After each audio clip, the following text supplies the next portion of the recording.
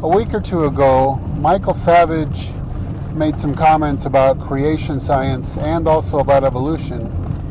Unfortunately, I can't seem to find any archived versions of his show, so I'll just have to talk you through it. And it's simple enough, really. It'd be nice to hear it from the horse's mouth, but unfortunately, you'll have to just hear it from the horse's other end. Me.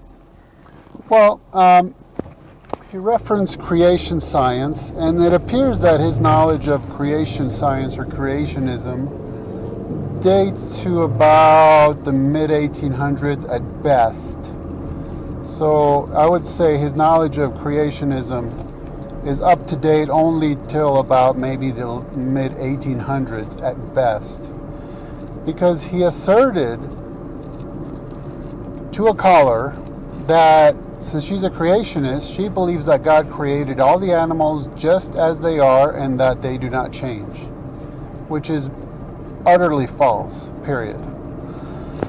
Now, if you listen to Michael Medved, another Michael, if you listen to Michael Savage, you know that it's very difficult to call his show and disagree with him because basically you'll get in about a half a sentence, and since he has the microphone, he'll cut in, generally asking you another question. So now you have to jump topics or leave off where you were and make another half statement till he cuts you off and another half statement, and it's really not worth much. So anyhow, I don't know what this lady actually believed, the caller, but his assertion is just false. Creationism does not hold that God created all the animals as they are and that they have not changed. For one, it teaches that God created certain basic animal kinds, is the biblical terminology, generally understood to refer to animals that can mate with each other. So, whereas there are maybe 16 different definitions of the term species in scientific literature, kind refers basically to animals that can breed with each other. So anyhow, this means God didn't have to create 1,000 different dogs. He just had to create a basic canine kind. And this canine kind was genetically saturated with enough information to undergo diversity. So that through natural selection and through interbreeding, it becomes all these different kinds of wolves and dogs and what have you. That's because it has enough information to build those various forms.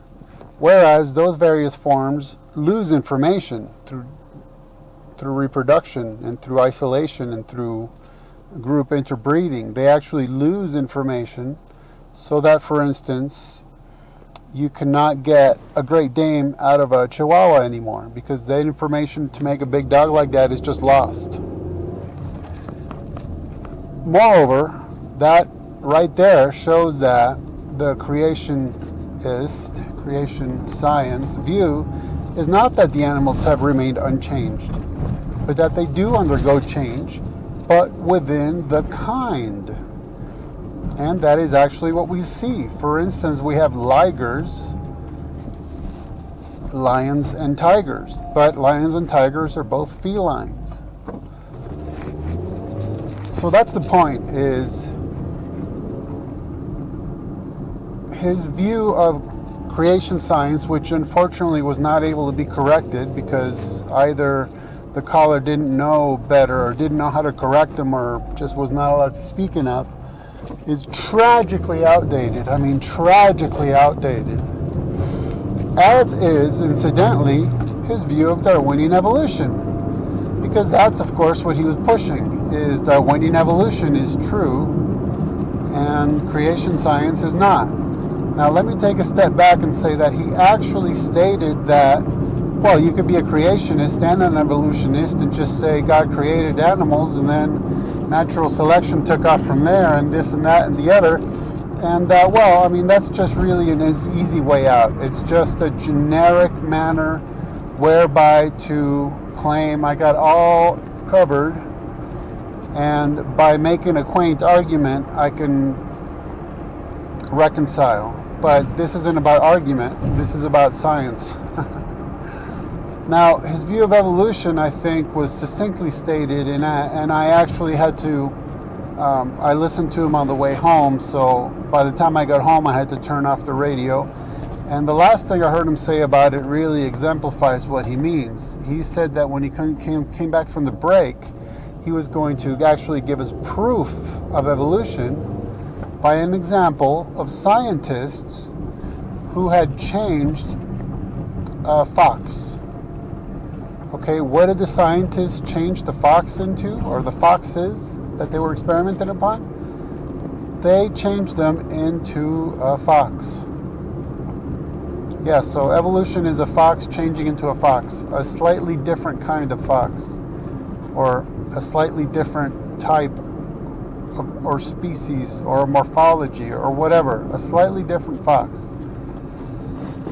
Now, this is not evolution, because evolution is supposed to be on the origin of species. So however you define species, what the scientists would have had to do is to turn the fox into a very different type of organism, and that they did not do. However, this shows us that the scientists were manipulating kinds. The creation sign is biblical kind, because they were able to take a kind of animal and change it into a slightly different kind of the same animal, or into a slightly different animal of the same kind. And this is not to mentioning that even his example is not evolution, because evolution is blind, it's unguided, and it has no goal. What he was talking about is intelligently designed experimentation carried out by trained scientists using engineered laboratory equipment, specifically setting out to manipulate genetic information towards the intended end of changing the fox a little bit. So in other words, this was not evolution. This was intelligent design. So on any account, creationism, intelligent design, Darwinian evolution, Michael Savage just failed all around, which is really sad, because he himself is a kind of a scientist.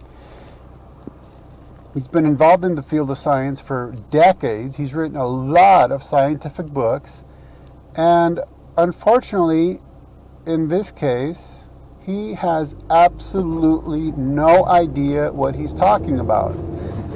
And it would serve him well, by the way, to allow callers to challenge him a little bit more, because this would not be a difficult problem to solve.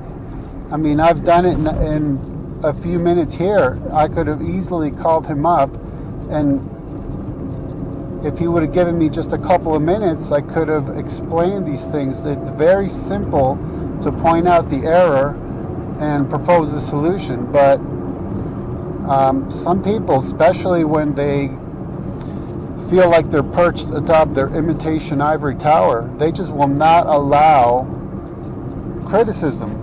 They will not allow their views to be challenged, so that he is actually left thinking that scientists setting out to manipulate the genetics of a fox to change it into a slightly different kind of fox is Darwinian evolution.